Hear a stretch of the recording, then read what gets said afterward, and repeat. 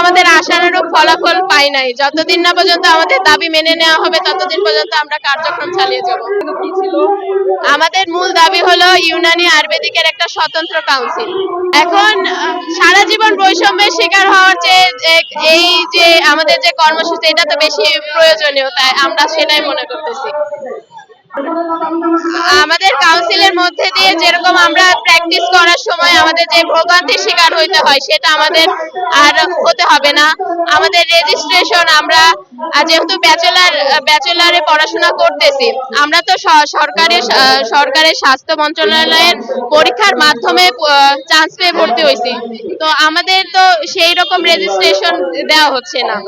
তারপরে আমাদের আর বিসিএস এর ক্ষেত্রে যে সকল সমস্যাগুলো তৈরি হচ্ছে, সেই সমস্যাগুলা আর কি থাকবে না। আমাদের প্র্যাকটিসের সময় যে সকল সমস্যাগুলা অনেক সময় অনেক ধরনের ভোগান্তির শিকার হইতে হয়, ওইটাও থাকবে না। এখন অভিভাবক কাউন্সিল হলো আমাদের অভিভাবকের মতো। অভিভাবক ছাড়া কি ফ্যামিলি ভালোভাবে চলতে পারে? ঠিক সেরকম।